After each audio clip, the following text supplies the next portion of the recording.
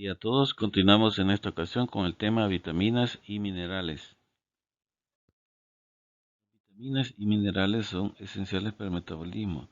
Muchas forman parte como grupos prostéticos de enzimas o como cofactores. Participan en el metabolismo de carbohidratos, grasas y proteínas, algunas con una acción más acentuada en determinado grupo. Algunas como la vitamina A y la D actúan como hormonas. Participan en el crecimiento, proliferación y diferenciación celular. Algunas influyen sobre fenómenos inmunitarios. eh, Tienen requerimientos que dependen de la ingesta de macronutrientes. Es decir, una persona que tiene una ingesta adecuada de macronutrientes, pues va a tener también suplementadas sus requerimientos de vitaminas o minerales. Se presentan casos de deficiencia cuando disminuye la ingesta, cuando disminuye la absorción, por ejemplo, en casos de edad avanzada o cuando han ocurrido cirugías a nivel gastrointestinal. También pueden presentarse el déficit cuando hay una utilización ineficiente de la vitamina, cuando aumentan sus pérdidas o cuando aumentan sus demandas por estados fisiológicos determinados o de metabolismo, como en el caso de embarazo o adolescencia. Tenemos también que las deficiencias múltiples son más frecuentes que las aisladas. Los oligoelementos y algunas vitaminas son tóxicos si están en exceso. Algunos oligoelementos que son elementos que están en cantidades muy pequeñas en el ambiente pueden ser tóxicos. De por sí ya se catalogan como tóxicos. Sin embargo, hay otros que, a pesar de que son esenciales, es decir, necesarios para el funcionamiento del organismo, como el cobre y el manganeso, también pueden llegar a ser tóxicos si aumentan sus concentraciones demasiado. Para determinar el estado nutricional, en este caso de vitaminas, minerales u oligoelementos, para el caso de los hidrosolubles, se deben realizar mediciones de actividades enzimáticas concretas en las que estas vitaminas o minerales participan por medio de pruebas de estimulación. Es decir, se mide la actividad enzimática sin administrar la vitamina, luego se administra y si se observa que hay un aumento en la actividad, significa que hay un déficit de ese componente. A veces una disminución de la concentración no es igual a una deficiencia, ya que puede deberse a un ajuste metabólico por estrés o debido a un estado fisiológico, como mencionamos antes. Las vitaminas se clasifican en hidrosolubles y liposolubles. Para el caso de las liposolubles tenemos la A, la D, la E y la K. Estas tienen como requisito que debe ingerirse alimentos de contenido graso para que se puedan disolver y absorber mejor. Así, para el caso del Ministerio de Salud, al implementar la estrategia de atención integrada a las enfermedades prevalentes en la infancia, AIEPI, dentro de las recomendaciones va que deben ingerirse algunos alimentos de contenido graso durante el día. Luego tenemos las hidrosolubles, donde están las del complejo B, que son todas las que están acá, que se van a ver más adelante. Y también está la vitamina C o ácido ascórbico. Comenzamos con las liposolubles, que están asociadas a la grasa corporal, se almacenan en tejidos y con excepción de la vitamina K no actúan como coenzimas. Para el caso de la A y la D pueden ser tóxicas en cantidades excesivas. Iniciando con la vitamina A, existen tres formas o compuestos llamados también retinoides, dentro de los que está el retinol, retinal y ácido retinoico. Estos tienen de procedencia animal. Luego están la provitamina A, que están los carotenoides, dentro de los que está el carotenoide alfa, beta y gamma. Dentro de estos, el beta-caroteno es un pigmento vegetal hidrosoluble, presente en vegetales de hoja amarilla y verde oscuro y en los tomates. Estos compuestos se mide su grado de contenido de retinol y se le ha asignado una equivalencia de que un microgramo de retinol equivale a 12 microgramos de beta-caroteno y a 24 de los otros. Luego tenemos los alimentos en que están presentes, están ahí hígado, aceite de pescado, yema de huevo, mantequilla, leche, que son fuentes de retinol preformado y ácido retinoico. Tenemos que esta vitamina se almacena en el hígado como retinol y ésteres de retinol, al formar éster con el ácido palmítico o palmitato de retinol, unido a proteínas citosólicas también fijadoras de retinol, y se considera que existen reservas como para aproximadamente un año en una persona normal. Entonces este retinol tiene su proteína sérica fijadora, y para el caso del ácido retinoico, pues no se ha determinado bien la proteína fijadora, y también se considera que también se une a la albúmina. El retinol es captado por las células mediante un receptor de membrana. Entonces vimos las formas de la vitamina A: ácido retinoico, retinol y retinal. Y están también las provitamina A, que son los carotenos alfa, beta, gamma, a los que se les llama carotenoides. Entonces está representado el beta caroteno, que es el que tiene mayor contenido de retinol, como mencionamos, el cual a nivel intestinal, cuando son ingeridos estos compuestos, actúa la enzima caroteno dioxigenasa, que lo fracciona. Puede hacer una fracción en dos moléculas de igual contenido, que puede ser retinaldehído y retinol, o puede ser una fracción asimétrica con menor contenido de una y mayor contenido de otra, la cual las hace tener menor actividad. Luego, abajo en la izquierda tenemos el todo trans ácido retinoico y el 9-cis ácido retinoico. Pasando al lado de la derecha, vemos como el todo trans retinol se isomeriza a 11-cis-retinol y a 11-cis-retinaldehído. En esta forma es que reacciona con residuos de lisina de la proteína opsina para convertirse en rodopsina, que es una proteína que participa en la señalización de la visión. Entonces, luego, ante un estímulo luminoso, en fracciones de segundo, se convierte en fotorrodopsina, vatorrodopsina, lumirrodopsina, metarodopsina 1, 2 y 3. Es la metarodopsina 2 la que inicia una señalización de nucleótidos de guanina, que desencadena un potencial de acción que se envía hacia el cerebro como señal de visión. Luego, la misma luz, por ser la rodopsina sensible a la luz, provoca un cambio conformacional y luego ocurre el proceso inverso a nivel de las moléculas. El 11-cis-retinaldehído se isomeriza a 11-cis-retinol y luego a todo transretinol y se separan nuevamente de la molécula. Continuando con la forma de vitamina A, el ácido retinoico, en su señalización interactúa con los receptores retinoides nucleares, que son factores de transcripción activados por ligandos. Dentro de estos hay dos tipos, que están los receptores de ácido retinoico o RAR, que pueden unir el todo trans como el 9-cis ácido retinoico, y están los otros que son los receptores X de retinoides o receptores de retinoides X, RXR, que solo fijan el isómero 9-cis de ácido retinoico. Tienen la particularidad de que pueden formar heterodímeros estos receptores X de retinoides, y pueden interactuar con otros receptores nucleares como los de la vitamina D, de hormonas tiroideas o activadores de la proliferación de peroxisomas o receptores PEPAR. Y otra serie también de receptores nucleares tienen esa característica que en su vía de señalización forman heterodímeros con receptores X de retinoides, y así hacen su vía de señalización.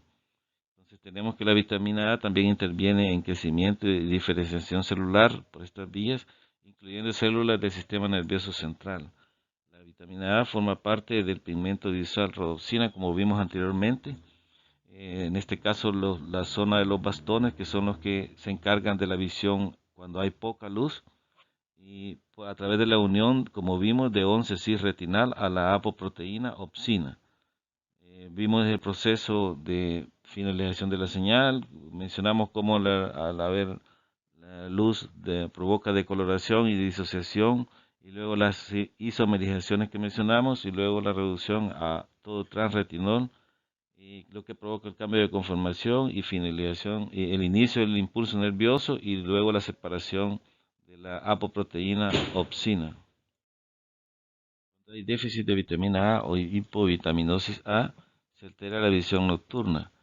Entonces se tiene lo que se ha llamado ceguera nocturna, donde está afectada la función de los bastones, que son los encargados de la visión con poca luz.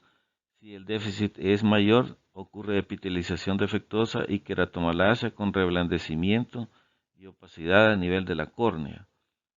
En déficit importante también puede llegar hasta ceguera permanente, que es la causa más frecuente de ceguera.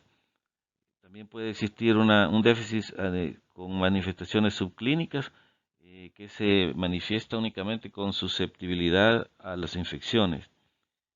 También el déficit importante ocurre en países en desarrollo cuando hay hepatopatías, problemas hepáticos graves o hay problemas de absorción de las grasas.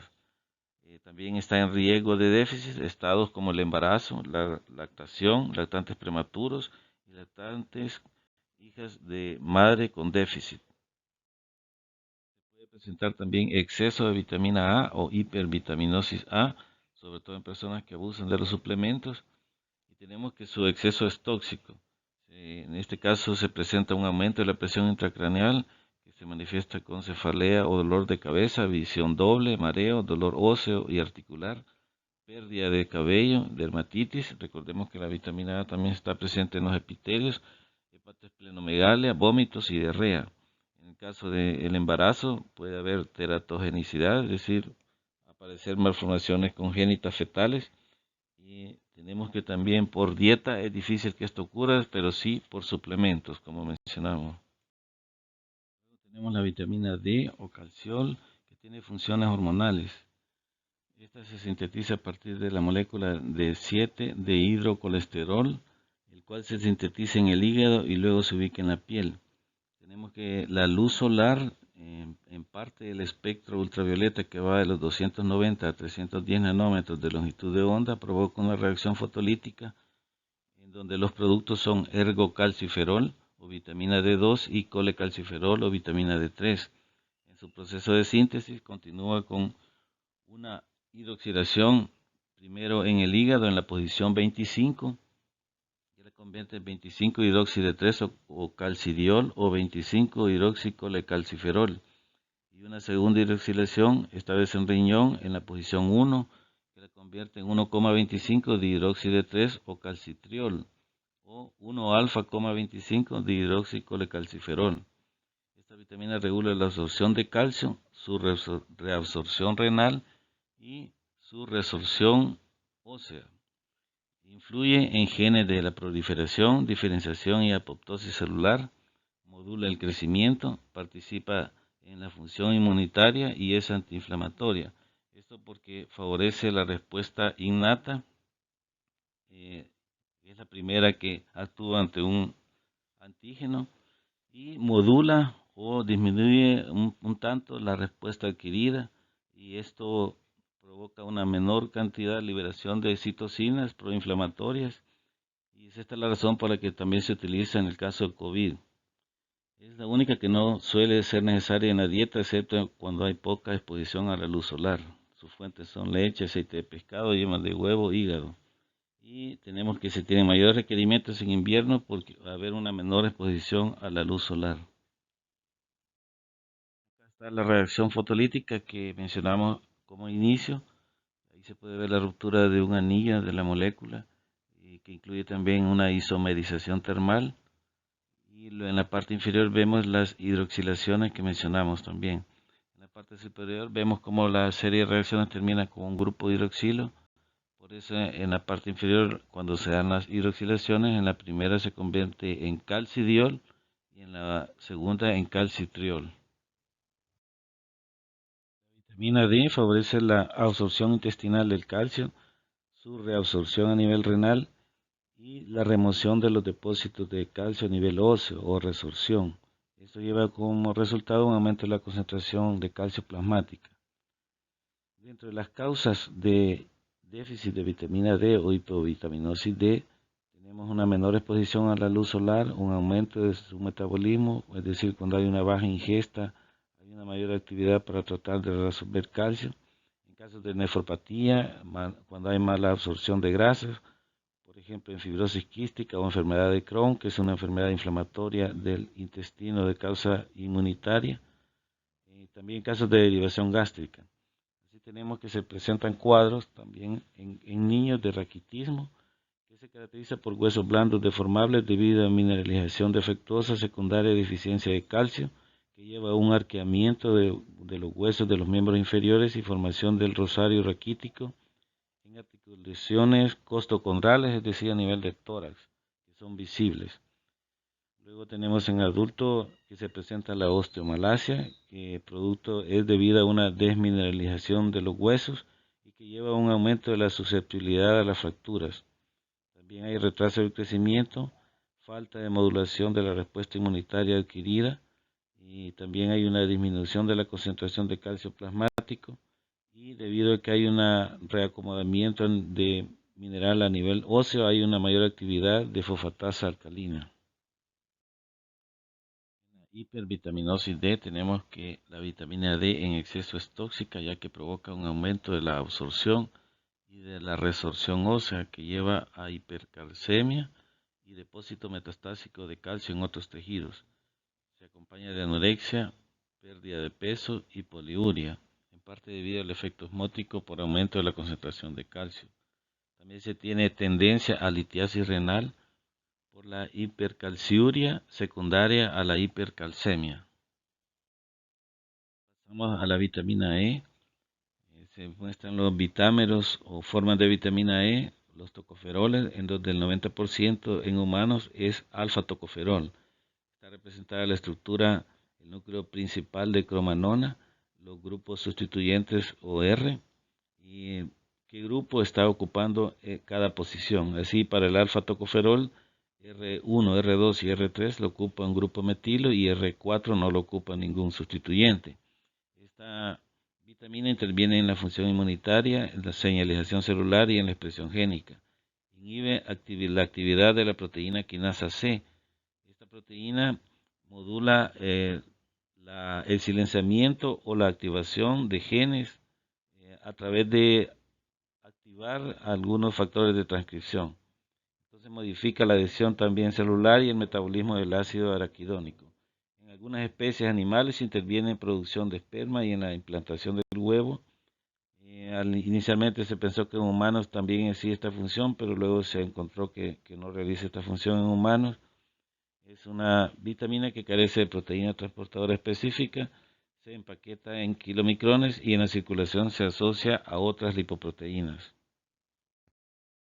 Una de las funciones más importantes de la vitamina E es actuar como antioxidante de membrana. Es uno de los antioxidantes naturales más abundantes, ya que por su solubilidad se asocia con todas las estructuras que contienen lípidos, es decir, membranas, lipoproteínas y depósitos de grasa. Protege a los lípidos de la oxidación y peroxidación por especies reactivas de oxígeno.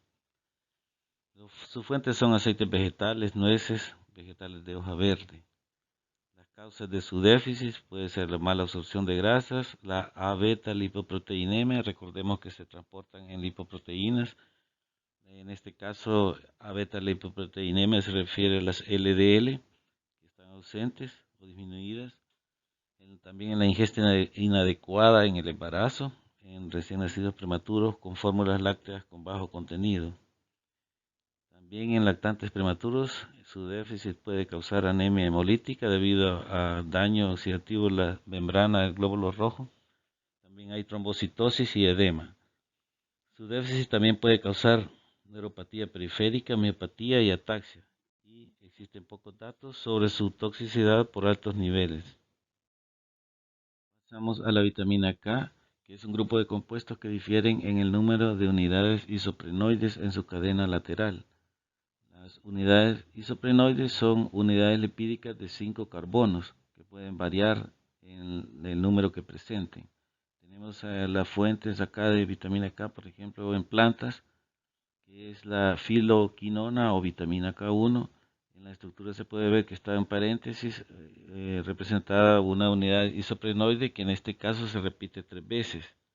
En la fila inferior tenemos que de tejidos animales y de bacterias se obtienen las menaquinonas, que es la vitamina K2. Está representada entre paréntesis también la unidad isoprenoide y con N repeticiones. Tenemos que la vitamina K circula principalmente como filoquinona o vitamina K1 y que su almacenamiento es hepático en forma de menaquinonas o vitamina K2. Su absorción depende de la capacidad para absorber grasa, como mencionamos al inicio de la clase. La vitamina K participa en la modificación post-traduccional de algunos factores de la coagulación. Estos son el 2, el 7, el 9 y el 10. Sus nombres protrombina, proconvertina, antihemofílico B y Stuart-Prower. Estos factores son proteínas que se sintetizan en el hígado como precursores inactivos, se activan por carboxilación de residuos específicos de ácido glutámico por una enzima dependiente de vitamina K. Esto, al crear más cargas negativas, favorece la quelación de los iones calcio.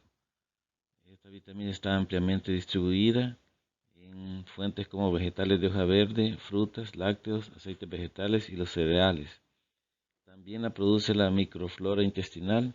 Esto previene que ocurran más frecuentemente deficiencias, excepto en recién nacidos, en enfermedades hepáticas o cuando hay mala absorción de grasas.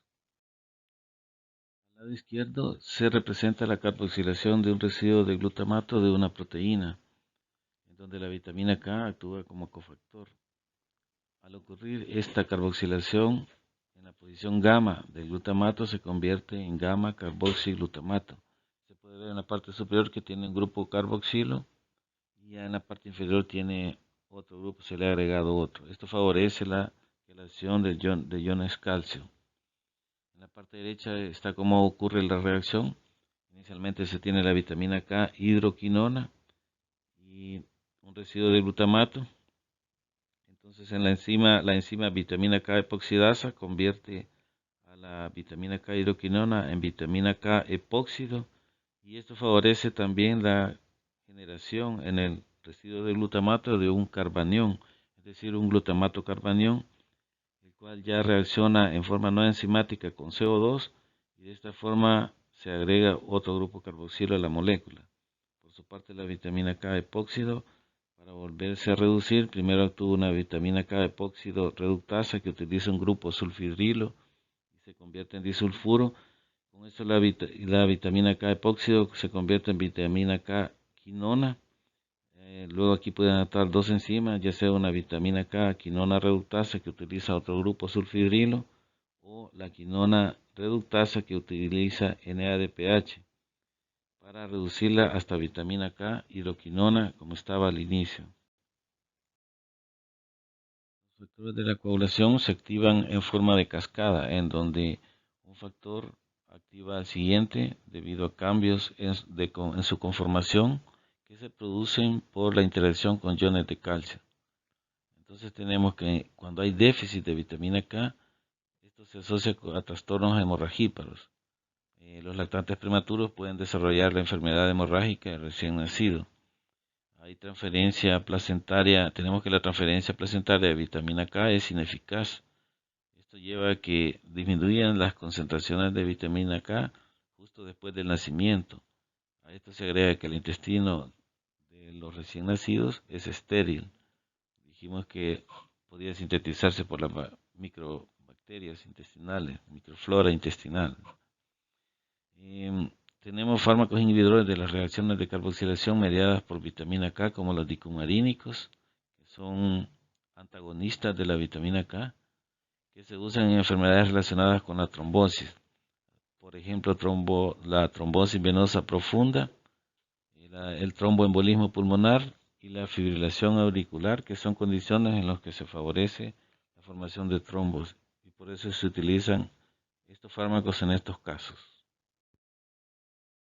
Tenemos las vitaminas hidrosolubles que con excepción de la vitamina B12 no se almacenan, por lo tanto deben suministrarse regularmente en la dieta.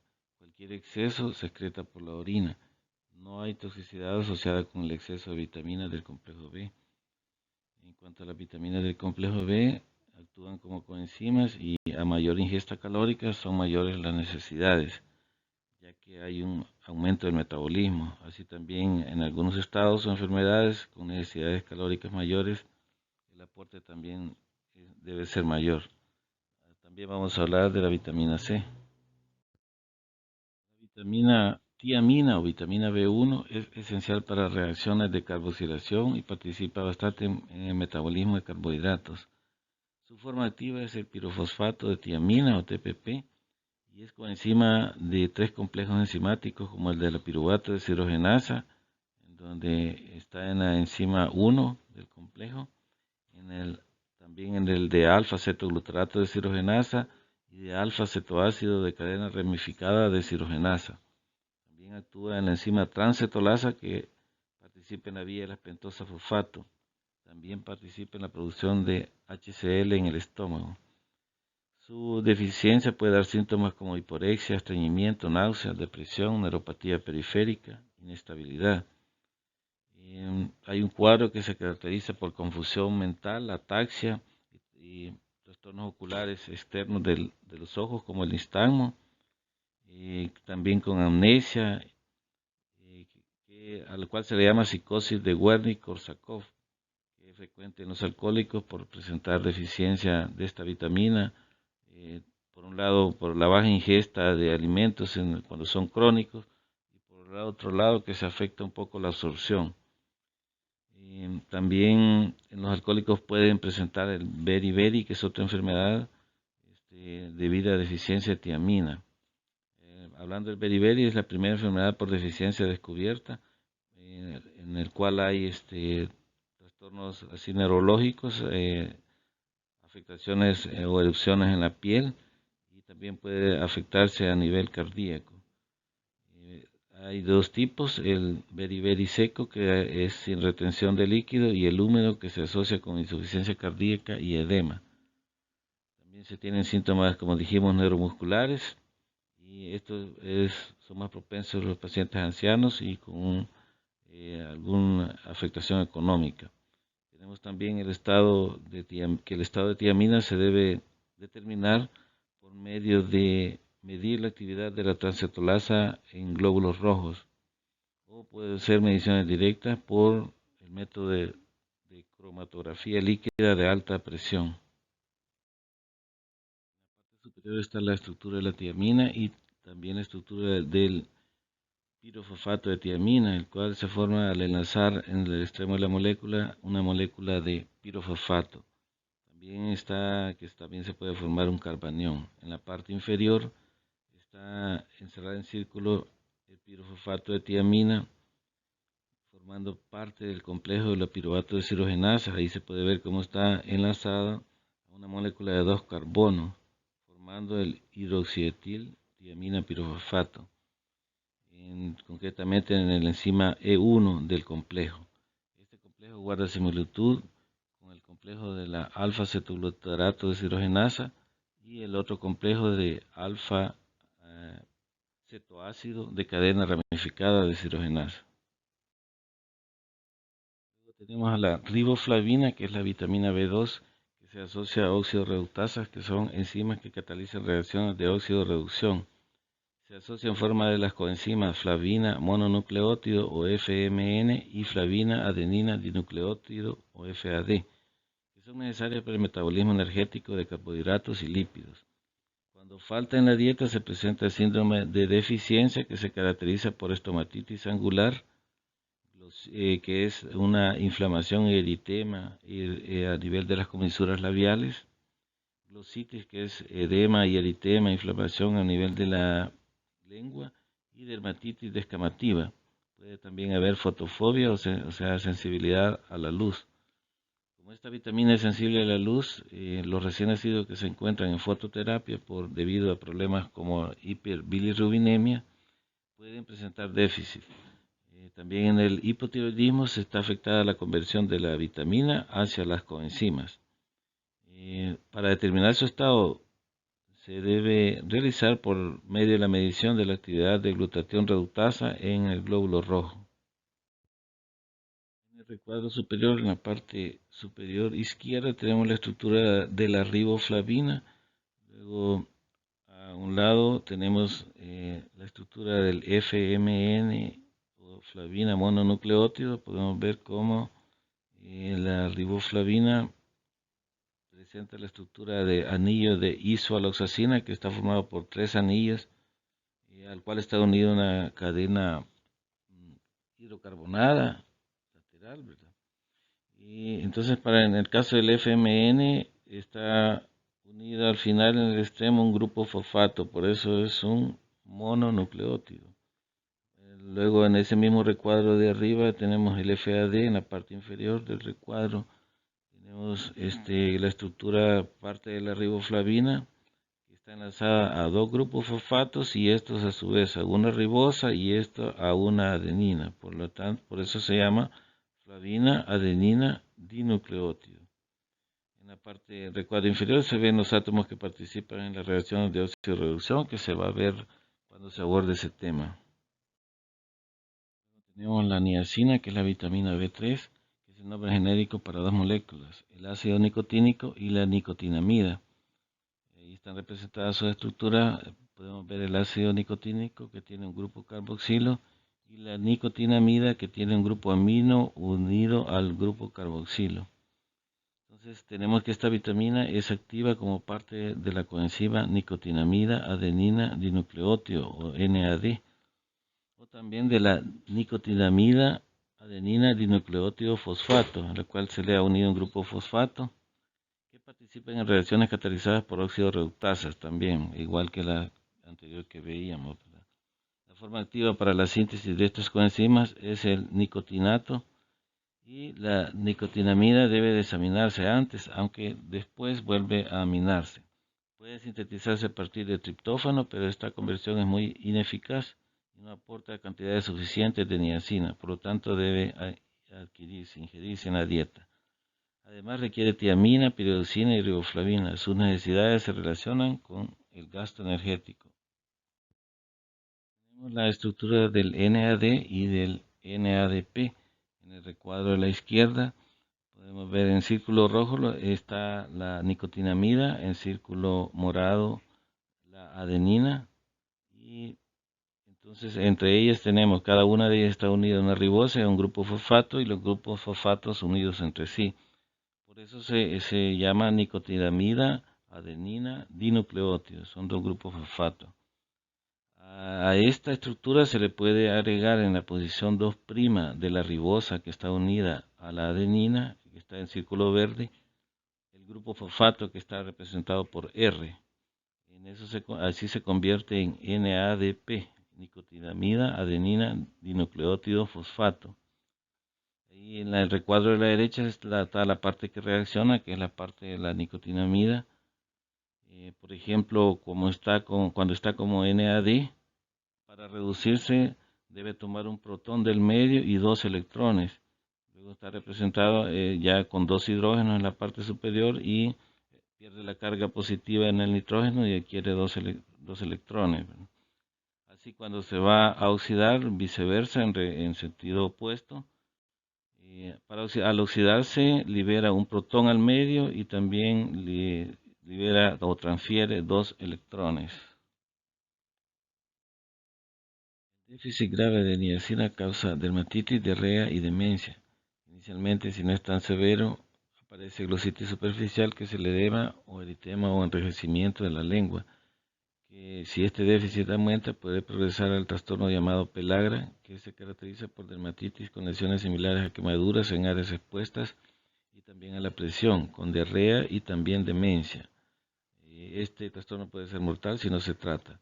Fármacos como la isoniazida, 5-fluoracilo, hidantoína, fenobarbital, piracinamida, mercaptopurinas y algo otros más predisponen al déficit de niacina. Tenemos también que la pelagra también se presenta cuando está alterada la absorción o se ingiere poca cantidad de triptófano, que puede servir como un precursor para sintetizarla, aunque sea en pocas cantidades. A veces se utiliza para tratamiento de pelagra. En cuanto al exceso de niacina, tenemos que dosis elevadas de niacina causan hepatotoxicidad que revierte al suprimirla. La siguiente vitamina es la piridoxina o vitamina B6, que es importante en el metabolismo de los aminoácidos. Es una mezcla de piridoxina, que es un alcohol, piridoxal, un aldehído, y piridoxamina, una amina, y sus ésteres 5' fosfato. La piridoxina es la forma principal en la dieta y el fosfato de piridoxal es su forma activa. Se absorbe en el yeyuno. Para su absorción debe pasar por desfosforilación y luego fosforilación o refosforilación por una piridoxal sinasa. Esta vitamina participa en la síntesis, catabolismo e interconversión de aminoácidos. En el metabolismo de carbohidratos participa en la fosforilación del glucógeno. También participa en el metabolismo de lípidos, aminoácidos y unidades monocarbonadas. También en el metabolismo de neurotransmisores como serotonina y noradrenalina. La síntesis de esfingosina, que es un alcohol que es la base de la estructura de la esfingomilina y esfingolípidos. También en la síntesis del grupo hemo, también influye en la función inmunitaria y tiene un papel, pero su papel central es en el metabolismo de aminoácidos y por lo tanto aumenta los requerimientos cuando hay ingesta proteica y calórica en general aumentada. Sus fuentes es muy amplia la gama de alimentos que la presentan como pescados, cordero, hígado, aves de corral y patatas, pero no está presente en cítricos. La interconversión de vitámeros de la vitamina B6 que mencionamos anteriormente. Están representadas las diversas reacciones donde la mayoría son fosforilaciones catalizadas por quinasas y desfosforilaciones catalizadas por fosfatasas. También tenemos algunas reacciones por óxido reductasas. En el caso del paso al lado derecho en los extremos, piridoxina fosfato y piridoxamina fosfato hacia piridoxal fosfato son catalizadas por oxidasas. Déficit de vitamina B6 causa síntomas neurológicos y anemia. Si es leve, causa irritabilidad, nerviosismo y depresión. Si es grave, causa neuropatía periférica, convulsiones y coma. Se asocia también con anemia sideroblástica, que son eritrocitos nucleados con gránulos de hierro. También pueden presentarse dermatitis, queilosis y lositis, como manifestaciones que vimos anteriormente para otros cuadros. Tenemos también que disminuir los niveles de esta vitamina en el alcoholismo, la obesidad, la mala absorción, que puede ser condicionada por enfermedad de Crohn, enfermedad celíaca o colitis ulcerosa. También disminuye en la nefropatía terminal y en trastornos autoinmunitarios. La isoniazida y los anticonceptivos, al unirse a estos fármacos, puede acelerar su deficiencia. Para la determinación de su estado se realiza por la medición de aspartato aminotransferasa eritrocitaria, o sea, en glóbulos rojos. La biotina, llamada a veces vitamina B7, es importante en las reacciones de carboxilación, ya que actúa como coenzima en complejos multienzimáticos que participan en este tipo de reacciones. Así, por ejemplo, participa en la acetilcoenzimoa carboxilasa, piruvato carboxilasa, propionil coenzimoa carboxilasa y metilcrotonil coenzimoa carboxilasa. Es importante en la lipogénesis, gluconeogénesis y catabolismo de aminoácidos de cadena ramificada. Normalmente es sintetizada por la flora intestinal. La mayor parte de los requerimientos provienen de esta fuente y cuando hay deficiencia aparecen síntomas como depresión, alucinaciones, dolor muscular y dermatitis. En niños puede cursar con inmunodeficiencia. El consumo de huevos crudos debido a una proteína llamada virina presente en la clara de huevo que se une a la biotina evita su absorción y puede presentarse déficit en estos casos. Tenemos en el recuadro de la izquierda la estructura de la biotina. Luego, cuando ésta se ha unido a un residuo de lisina de una enzima en la que participe, formando la biocitina. Y abajo, cuando se le ha unido un grupo carboxilo que puede provenir del CO2 o del bicarbonato. En el recuadro de la derecha, en la figura del centro, también está representada la biotina unida a la piruvato carboxilasa a través de ese residuo de lisina. Esto forma una estructura alargada que facilita que los sustratos sean desplazados de un sitio catalítico hacia otro sitio catalítico dentro de los complejos multienzimáticos.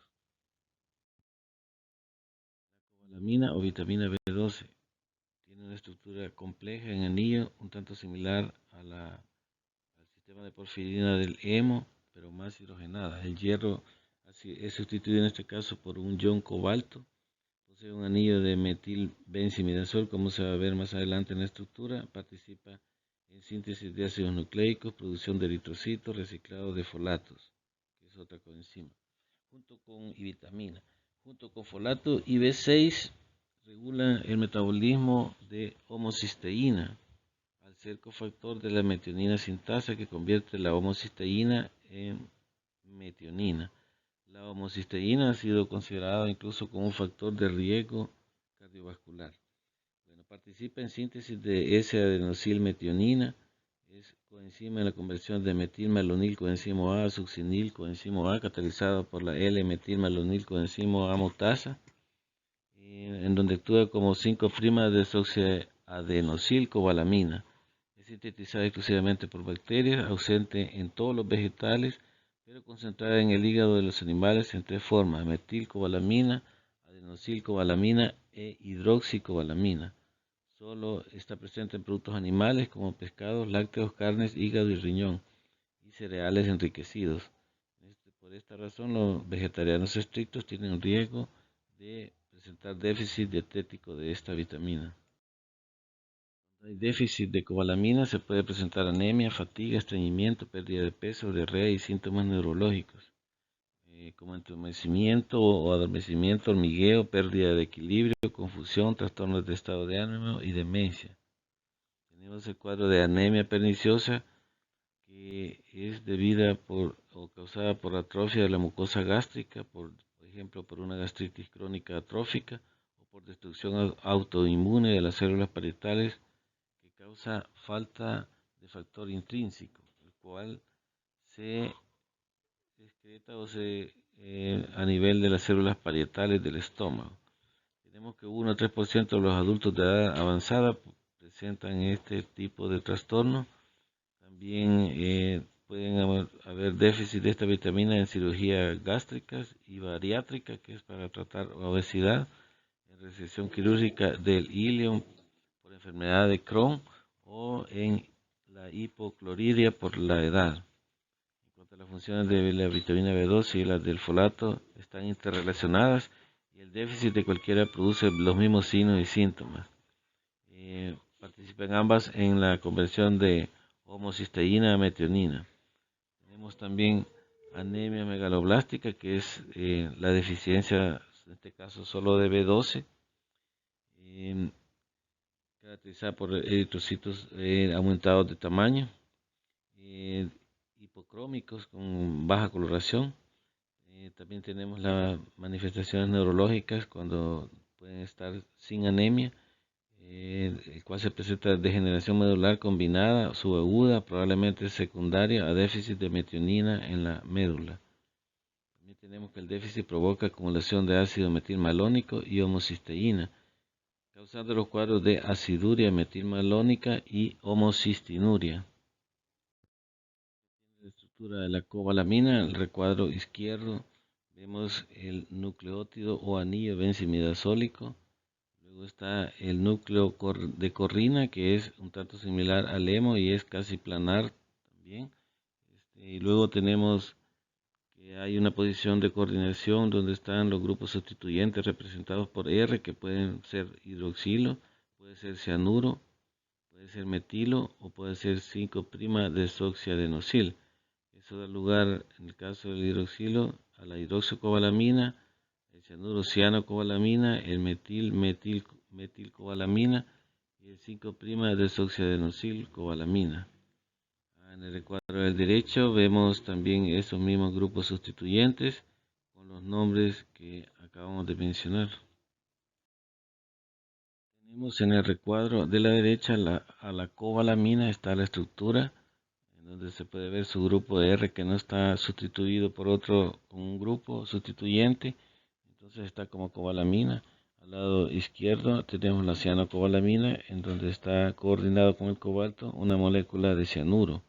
Entonces llama la atención cómo o por qué una molécula que es un veneno muy tóxico como el cianuro está, en este caso, unido a la cobalamina. Y esto es porque en algunos procesos de semisintéticos para su producción Se utiliza en esta forma para darle estabilidad a la molécula con la explicación de que es en cantidades muy mínimas o cantidades trazas.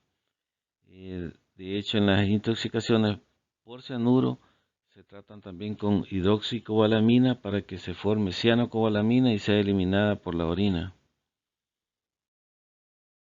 El contenido de B12 de los alimentos se libera de estos por medio de una proteasa gástrica y el HCl. El HCl es producido por las células parietales. Estas células también secretan el factor intrínseco, que es una glucoproteína que se une a la vitamina B12 y que en una mayor proporción, por cerca de un 97%, se reabsorbe unida a esta y un 3% de forma libre.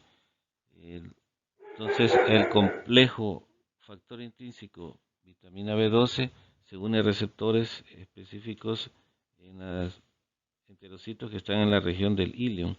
Luego ingresan a las células intestinales y luego pasan a la sangre. En la sangre es liberado el factor intrínseco y la vitamina B12 es transferida a otra proteína, la transcobalamina 2. Esta lo lleva en la circulación hacia otros tejidos y también hacia el hígado. La forma en que viaja en la circulación la cobalamina es la metilcobalamina y la forma que predomina en el hígado es la 5'-desoxiadenosilcobalamina. Se cree que también a nivel hepático existen otras transcobalaminas como la 1 y la 3 que son responsables de su almacenamiento en ese tejido, en ese órgano. También cuando se es transportada hacia otros tejidos, la metilcobalamina es liberada como hidroxicobalamina y luego dentro de las células se convierte nuevamente en metilcobalamina. Tenemos una de las reacciones en las que participa la cobalamina, en donde realizan una función concertada con el metiltetrahidrofolato, que es en la conversión de homocisteína a metionina, catalizado por la enzima metionina sintasa. En este caso, el grupo metilo es cedido inicialmente por la metilcobalamina para convertir la homocisteína en metionina.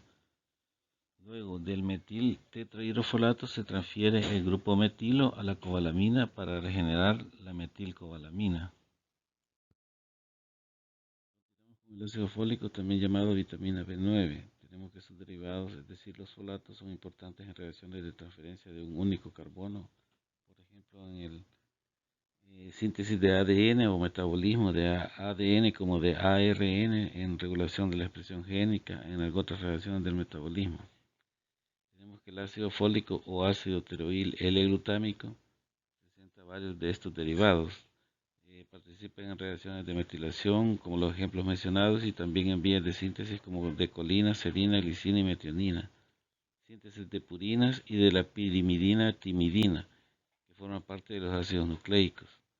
Tenemos que se ha encontrado que cuando hay polimorfismos o variaciones en el gen de 5,10 metiltetrahidrofolato reductasa de esta enzima que metaboliza estos compuestos, se asocia con una mayor frecuencia de cáncer de colon, espina bífida y leucemia linfocítica aguda. El ácido fólico es activo cuando está reducido como dihidrofólico o tetrahidrofólico. Las principales formas 5-metiltetrahidrofolato y N10 por mil tetrahidrofolato y otras formas que vamos a ver. La principal forma circulante es como monoglutamato N5 tetrahidrofolato. Fuentes donde se puede obtener hígado, levadura, vegetales de hojas verdes como la espinaca y frutas, cítricos incluidos en este caso, y cereales y granos enriquecidos. Para su determinación o para la determinación de su estado se usa un método de cromatografía líquida de alta presión. Tenemos que algunos fármacos que son antagonistas del ácido fólico, algunos de estos son análogos que muestran toxicidad selectiva frente a células con crecimiento rápido, por ejemplo, bacterias y células cancerosas. Eso ha sido la base para la creación de antibióticos como el trimethoprim y antineoplásicos como el metotrexate. Bueno, dijimos para el ácido fólico el nombre ácido tiroil glutámico. Podemos ver en el recuadro superior que el ácido tiroico está formado por la pteridina y el ácido paraminobenzoico. que están enlazados a una molécula o puede ser a más moléculas de glutamato, ácido glutámico. En la parte inferior podemos ver dónde se ubican los grupos sustituyentes para esta molécula de ácido fólico y forman la familia de los folatos, donde intervienen el nitrógeno de la posición 5, nombrado aquí con R1 como radical, y el nitrógeno 10 o R2, donde está ubicado R2. Entonces a la derecha están las sustituciones en R1 y R2 y la especie de folato que forman. Así tenemos que en el primer ejemplo, cuando están hidrógenos en cada uno, en R1 y R2 hay un hidrógeno, forma el tetrahidrofolato. En el segundo ejemplo, cuando hay un grupo formilo en R1 y un hidrógeno en R2, forma el 5-formil tetrahidrofolato. Y así sucesivamente se van dando las sustituciones y la nomenclatura. Así están las estructuras de estos derivados que se puede ir corroborando con la imagen anterior y tal vez mencionar a lo que está en la parte derecha inferior, cómo se pueden formar enlaces con un carbono intermediario entre el N5 y el N10. Así, por ejemplo, cuando tenemos un grupo CH2 que los interconecta, se forma el 5,10 metileno tetrahidrofolato. Y cuando es un grupo meteno, se forma el 5,10 metenil tetrahidrofolato. El déficit de folato es de las carencias vitamínicas más frecuentes. Como causas está una ingesta inadecuada, una absorción inadecuada, alteraciones del metabolismo, aumento de la demanda en estados como embarazo y lactancia, también en el alcoholismo, en la mala absorción durante la diálisis o en hepatopatías. En ancianos puede ser también debido a una dieta inadecuada y una absorción deficiente. Esto aumenta el riesgo de defectos del tubo neural, en el caso de los fetos, para ya los recién nacidos, con bajo peso al nacer y un parto prematuro. En lactantes hay disminución del ritmo de crecimiento. Los adultos pueden presentar anemia megaloblástica, que se caracteriza por células blásticas grandes en la médula ósea, eritrocitos macrocíticos con membranas frágiles con tendencia a hemolizar, anemia macrocítica asociada a médula ósea megaloblástica. Está disminuida la síntesis de metionina y de ácidos nucleicos. También se tiene que las anomalías hematológicas son indistinguibles de las que se presentan por déficit de vitamina B12. Ahora se ha tratado de suplementar ácido fólico en el periodo periconcepción. Entonces algunos recomiendan dar suplementos durante la gestación y en periodo de 4 a 8 semanas previo. En algunos países hasta este periodo hasta se prolonga más antes del embarazo. Ya que esto se hace con el fin de prevenir la espina bífida, que es un defecto a nivel de médula espinal, y se ha determinado que el cierre del tubo neural ocurre entre 22 a 28 días post-concepción. Durante el tratamiento con folato debe administrarse también vitamina B12, ya que puede enmascararse los síntomas y aparecer el daño neurológico después. Vamos con el ácido pantoténico, también llamado vitamina B5. Forma parte de la molécula de coenzimo A. Esta vitamina se encuentra ampliamente distribuido en animales y vegetales. No hay datos sobre su deficiencia en seres humanos, excepto con dietas experimentales. Puede participar como formando parte del coenzimo A o de la proteína acarreadora de grupos acilo, ACP.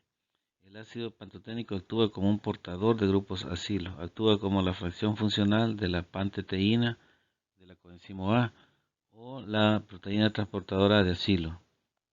El coenzimo A participa en reacciones del ciclo de Krebs, oxidación de ácidos grasos, acetilaciones, síntesis de colesterol. Y la proteína portadora de acilo participa en la síntesis de ácidos grasos. Está ampliamente distribuido esta vitamina en los alimentos. Su deficiencia solo se ha observado en estudios específicos de agotamiento o experimentales. Tenemos la estructura del ácido pantoténico y la del coenzimo A. Se puede ver ahí cómo está contenido dentro de esta estructura. el recuadro superior vemos los componentes de la coenzima A, que está formada por una parte que es la beta-mercaptoetilamina, luego está el ácido pantoténico y luego el 3'-fosfoadenosina difosfato. En el recuadro inferior podemos ver donde se ubica el grupo tiol reactivo, que es el grupo CH del extremo, y abajo podemos ver cómo está formando un tioéster para formar el acetil coenzima A, un tioéster con el grupo acetilo. Luego tenemos la vitamina C, que actúa como agente reductor. Su forma activa es el ácido ascórbico o ascorbato, que se oxida a ácido mono deshidroascórbico y deshidroascórbico durante la transferencia de equivalentes de reducción. Participa en la regeneración de otra vitamina antioxidante, el alfa-tocoferol o vitamina E. Participa en la síntesis de colágeno, adrenalina, esteroides, ácidos biliares, hormonas tiroideas, L-carnitina, neurotransmisores y degradación de la tirosina, así como en el metabolismo mineral del hueso. Mejora la absorción del hierro no hémico. Tiene una función primaria en mantener los cofactores metálicos en estado de valencia más bajo. Participa también en la hidroxilación de la prolina en la síntesis de colágeno. Se absorbe en el intestino por un transportador dependiente de sodio y se reabsorbe en los túbulos proximales. Los humanos no pueden sintetizarla, por esto es una vitamina esencial. Es lábil y se destruye por el oxígeno, iones metálicos, aumento del pH, del calor y de la luz. Sus fuentes son los cítricos, frutas blandas, tomates y pepinillos. La estructura de la vitamina C con su estado de oxidación. Tenemos el estado reducido como ascorbato, el de semioxidado como monodehidroascorbato y el estado oxidado como dehidroascorbato. De esta forma puede recolectar especies oxidantes al reducirlas y para volverse a reducir, eso se realiza por medio de enzimas como la dehidroascorbato reductasa y la monodehidroascorbato reductasa. Cuando hay déficit de vitamina C o hipovitaminosis C, se tienen manifestaciones de acuerdo a las funciones que realiza. Así podemos ver que hay defectos en la síntesis del colágeno. Se tiene trastornos como el escorbuto, que se caracteriza por presentar fragilidad capilar, hemorragias subcutáneas y de otros sitios. Hay debilidad muscular, encías blandas, hinchadas y sangrantes o hemorrágicas. Hay una mayor movilidad dental, cicatrización defectuosa, anemia, fatiga, depresión. Hay alteración para mantener la matriz ósea con desmineralización que causa osteoporosis. Excepto en la edad avanzada, estos cuadros a veces no se presentan completos, sino en formas leves, con manifestaciones como hematomas, petequias y alteración de la función inmunitaria. Vemos también cómo favorece la función de leucocitos. Así se ha visto cómo la vitamina C leucocitaria disminuye vertiginosamente ante el estrés secundario a infecciones o traumatismos. Esto también se ha constatado en infecciones como el COVID, que provoca disminución brusca de los niveles una caída brusca de los niveles de vitamina C. También tenemos un mayor riesgo de déficit que se puede presentar en edad avanzada, en fumadores, en lactantes alimentados con leche hervida o evaporada, y además que no hay pruebas de que su exceso sea tóxico. Al metabolizarse a oxalato, teóricamente, implicaría un riesgo de cálculos renales de oxalato en personas susceptibles, aunque esto no está demostrado. En cuanto a los suplementos vitamínicos, hay algunos que se han recomendado claramente, como en el caso del ácido fólico en embarazadas o que planean embarazarse, la vitamina D en zonas con poca luz solar. Y luego hay otros que solo con resultados observacionales se han obtenido algunos datos, por ejemplo la vitamina B12 y el ácido fólico y la B6, que disminuyen la concentración de homocisteína, que habíamos dicho que era un factor de riesgo cardiovascular, y entonces esto se toma como una probable prevención de enfermedad cardiovascular. En este caso también actúa la vitamina C y la E. En el caso de vitaminas A, C y E también como prevención del cáncer, aunque en estudios prospectivos, en servicios preventivos, Se ha determinado que las pruebas son insuficientes para oponerse o para recomendar el uso de suplementos de vitamina A, C, E, multivitaminas, ácido fólico o combinaciones antioxidantes para prevención de cáncer o enfermedad cardiovascular. En caso de embarazada, esto no aplica, no lo dice claramente que esto aplique para embarazadas, lactantes, niños, ancianos y en enfermedades crónicas. Entonces, a dosis elevadas pueden ser nocivos. Tenemos el caso de la vitamina A con una reducción de la densidad mineral ósea, hepatotoxicidad, teratogenicidad. El beta-caroteno en fumadores puede llegar a alterar o aumentar la mortalidad por cáncer pulmonar. Entonces, otro dato es que las frutas y vegetales son las mejores fuentes de las vitaminas que están cuando se ingieren en su forma completa en el alimento. En el caso de los minerales, tenemos que varían las necesidades de algunos de ellos. Así, algunos sus necesidades son en gramos, como el caso de sodio, calcio, cloro y fósforo, y otros son en miligramos, como el hierro, yodo, magnesio, manganeso, molibdeno. Y otros son en cantidades aún menores, en microgramos, como el zinc, cobre, selenio y otros oligoelementos. Muchos son esenciales para el funcionamiento biológico normal. El sodio y el cloro, por ejemplo, participan en la osmolalidad del líquido extracelular, como se vio en los temas iniciales. El sodio, el potasio y el calcio participan en el potencial de transmembrana y en la transmisión del impulso nervioso. El potasio se puede encontrar en vegetales y frutas como bananas, zumos de frutas. Se debe disminuir la ingestión o suplementación en nefropatías, ya que está alterada su excreción. Tanto la hiper como la hipopotasiemia pueden causar arritmias que son potencialmente mortales. Recordemos que tienen un rango de valores normales muy estrecho, que con poco que se vaya alejando de los valores normales comienzan las manifestaciones.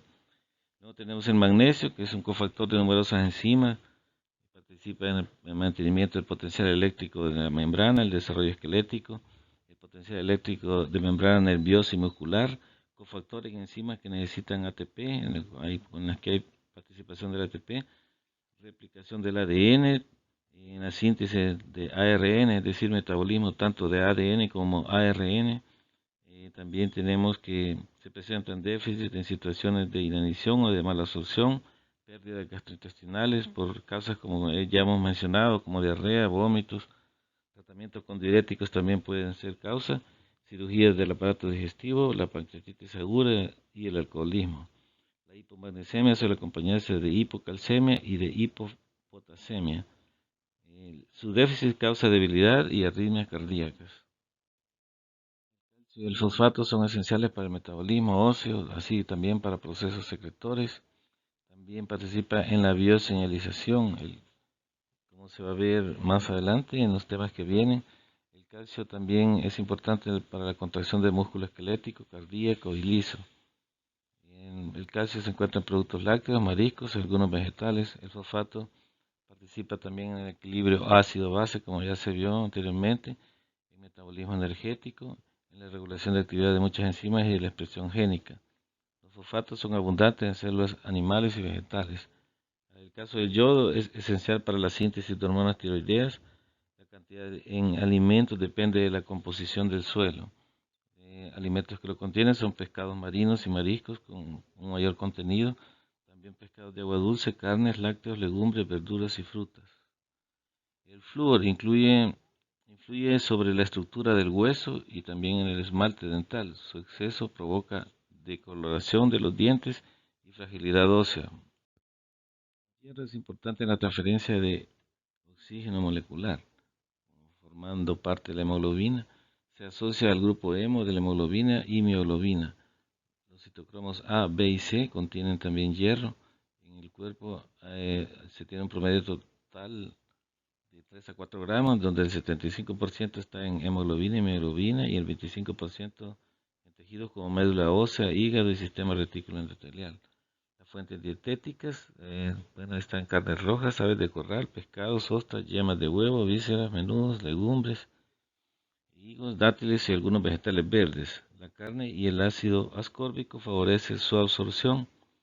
Por eso se dice que algunas gotas de limón en los alimentos favorecen la absorción del hierro. En cambio, la fibra vegetal la inhibe. Se absorbe en el duodeno y parte proximal del yeyuno. En la dieta está en forma férrica. Se reduce a ferroso gracias al ascorbato o vitamina C y a una ferrirredutasa del borde en cepillo intestinal. Está aportado al interior de los enterocitos mediante un transportador metálico divalente que también transporta otros oligoelementos. Se encuentran reservas en enterocitos controladas por proteínas reguladoras. Se transporta en sangre unido a la transferrina y se almacena en forma de ferritina y hemosiderina. Normalmente la transferrina está saturada en un 30% con hierro. El hierro se libera de los alimentos en su forma férrica, pero luego es reducido a su forma ferrosa, en lo cual favorece la vitamina C y una ferrirredutasa de las células del borde cepillo intestinal. Luego, como hierro 2+, pasa a través de un transportador catiónico divalente que también funciona para otros cationes divalentes u oligoelementos.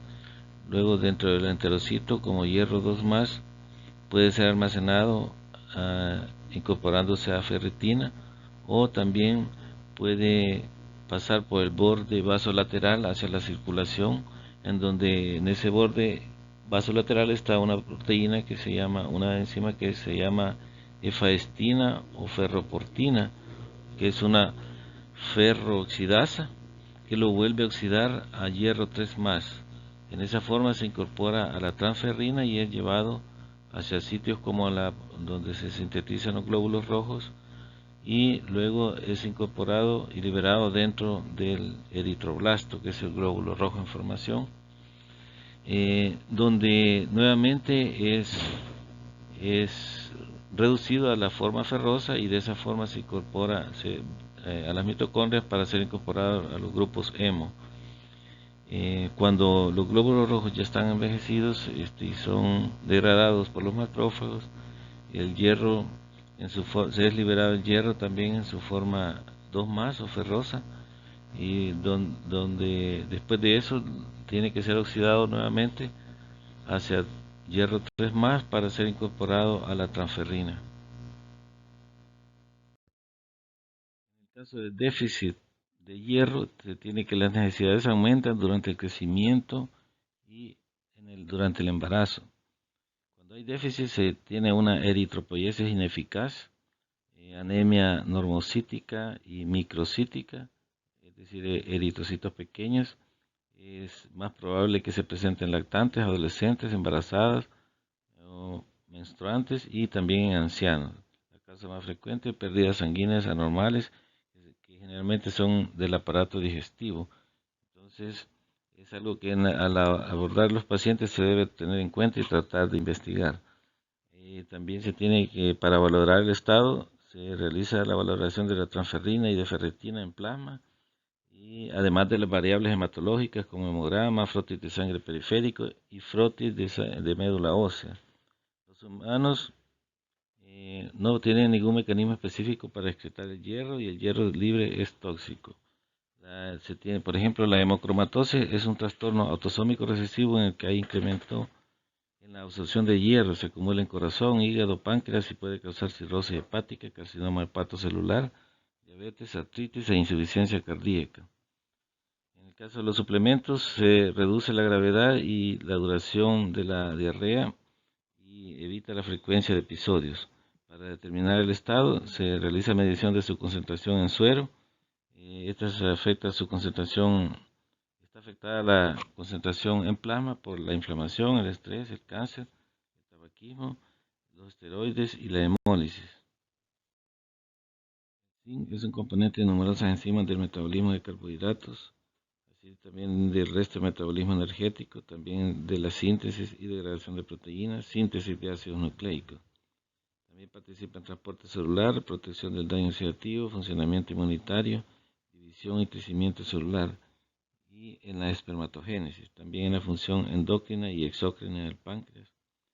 Sin embargo, sus efectos más visibles o su carencia se observan más en aspectos como la integridad cutánea y la cicatrización de heridas. La absorción de la dieta comparte mecanismos de transporte intestinales con el cobre y el hierro.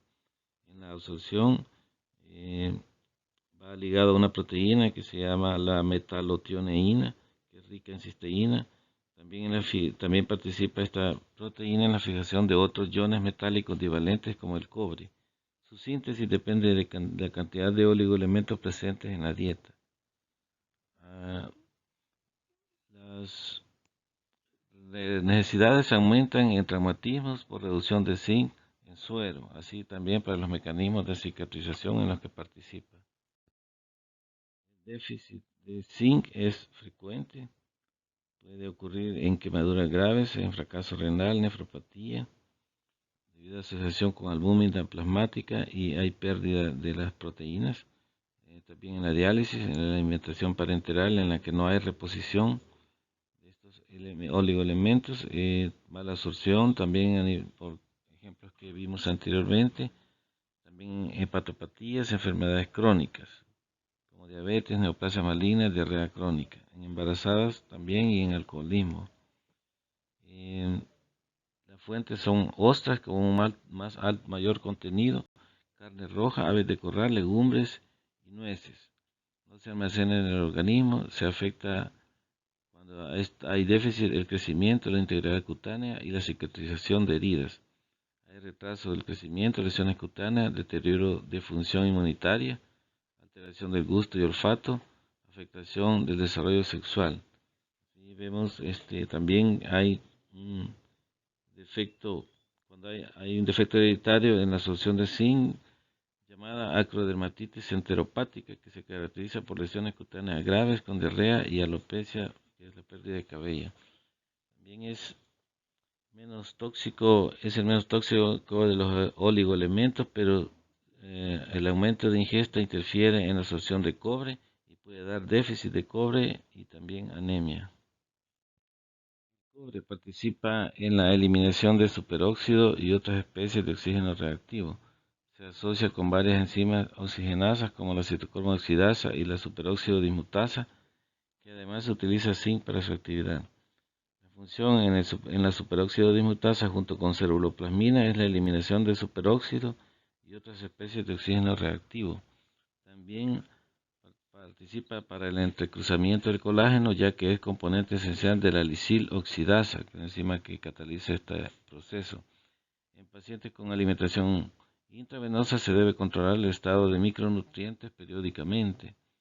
Su absorción es similar al zinc, se asocia con la metalotioneína. Su disponibilidad en la dieta es menos afectada por componentes diferentes al zinc, aunque la ingestión elevada de fibra la reduce al formar un complejo. En el plasma forma el complejo cobre-albúmina que es captado por el hígado. En el hepatocito, las metalotioneínas intracelulares que también pueden unirse a zinc y cadmio se unen a cobre.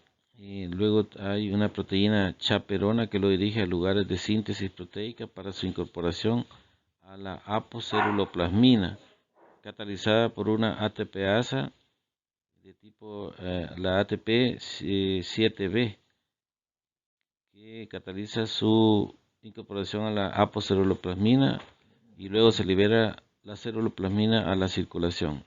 El único mecanismo de excreción de cobre es a través de la bilis. El déficit de cobre es poco frecuente, pues puede deberse a una ingestión reducida o pérdida excesiva, por ejemplo, en la diálisis.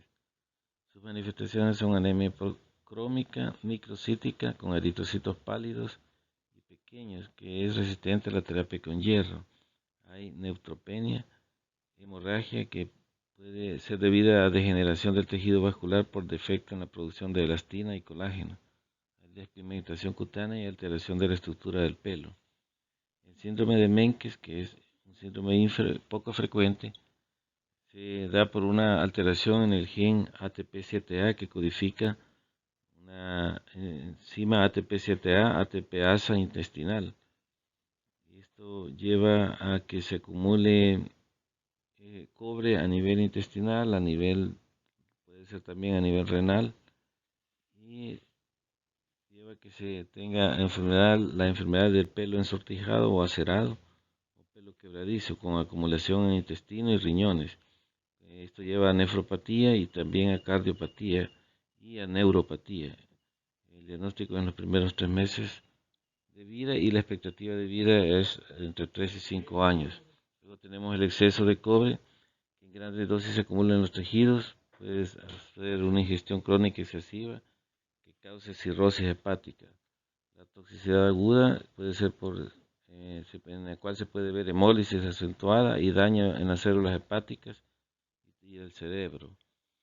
Así está también la enfermedad de Wilson, por un gen que altera una proteína similar al que causa la enfermedad de Menkes, que se descubrió después, que es el gen ATP7B, que codifica el ATP7B, ATPasa hepática, que se encarga de su excreción hacia la bilis, y al estar disminuida su excreción hacia la bilis lleva también a una disminución de su incorporación a la apoceruloplasmina, que lleva a acumulación en el hígado, riñón, cerebro, glóbulos rojos y otros tejidos. Esto lleva a que se presente hemólisis, hepatopatía, es decir, hepatitis o cirrosis, síntomas neurológicos, nefropatía, y el signo clásico son los anillos de Kaiser-Fleischer, que es una coloración dorado verdosa en la periferia de la córnea a nivel ocular. Los anillos de Kaiser-Fleischer se presentan en un 70-90% de las personas que presentan elevadas las concentraciones de cobre, por lo tanto son útiles para su diagnóstico. Se presentan en la periferia de la córnea con un color dorado o verdoso, en la periferia de la córnea cerca del sitio de contacto entre córnea y esclerótica. El selenio es otro oligoelemento que está presente en todas las células en forma de aminoácidos selenometionina y selenocisteína. También es componente de las selenoproteínas. Las selenoproteínas como la glutatión peroxidasa, la iodotironina de iodotinasas o desyodasas que producen triiodotironina T3 y T3 inversa o RT3. También está presente en la tiorredoxina reductasa, que participa en la proliferación y apoptosis celular y síntesis de ADN. Influye en funciones del sistema inmunitario, estimula la diferenciación de linfocitos T y proliferación de linfocitos T activos. También en el aumento de actividad de células citolíticas como linfocitos T killer o natural killer. Tiene también cierto papel en la espermatogénesis. También su absorción, tenemos que su absorción se realiza en el intestino delgado. La circulación es ligado a proteínas y se excreta en la orina. La selenoproteína P contiene 10 residuos de selenocisteína y esta transporta el selenio desde el hígado al cerebro, a los testículos y a los riñones. En el cerebro se une el receptor EPO-ER2 lipoproteico. El selenio está presente en la dieta como selenometionina y selenocisteína. Las nueces de Brasil son las que tienen un mayor contenido. Sin embargo, también el producto de casquería, que incluye algunas vísceras, pescados como los tipos de atún, mariscos, cereales. También se tiene que el contenido en vegetales depende de la composición del suelo.